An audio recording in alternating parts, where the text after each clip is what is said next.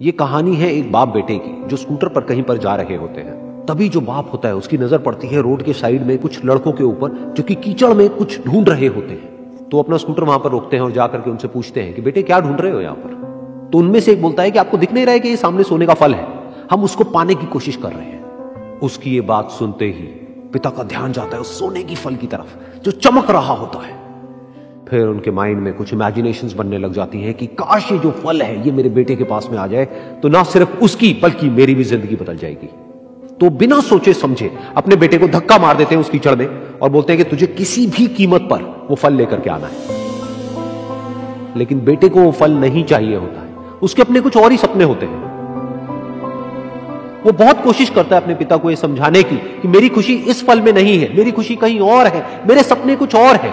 लेकिन उसके पिता उसकी एक नहीं सुनते हैं। वो उसको धक्का मारते हैं उस कीचड़ में और बोलते हैं कि मैं तुझसे पूछ नहीं रहा हूं, तुझे बता रहा हूं कि तुझे वो लेकर के आना है। तो वो बेटा भी अपने बाप के सपने को सच करने के लिए अपनी पूरी जान लगा देता है और पूरी कोशिश करता है कि किसी तरीके से उस सोने का फल उसके हाथ में आ जाए। लेकिन जैसे जैसे वो हाथ पैर मारता है उस फल को पकड़ने के लिए वो और नीचे धंसने लग जाता है और फिर जाकर के उसको समझ आता है कि ये कीचड़ नहीं है, ये दलदल है।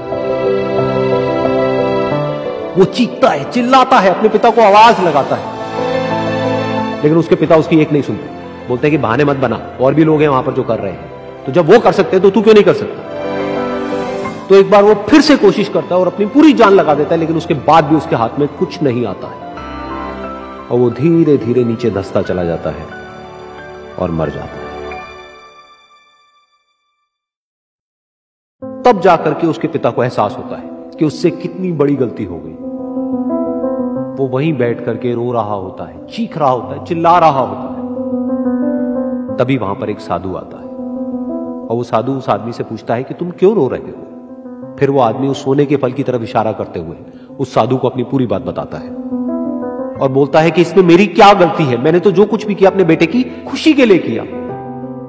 तो वो साधु उस फल को ध्यान से देखता है और उस आदमी को कहता है, जिस सोने के फल की वजह से तुमने अपने बेटे को गवा दिया, कम से कम एक बार ध्यान से उसकी तरफ देखा तो होता कि वहां पर कोई फल है भी या नहीं।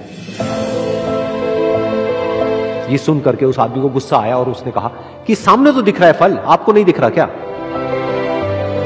तब वो साधु उस कीचड़ के ऊपर एक पेड़ होता है जिसकी तरफ इशारा करते हैं और बोलते हैं कि वो जिसे तुम देख रहे हो वो उस फल की परछाई है, असली फल वहां पर उस पेड़ के ऊपर है।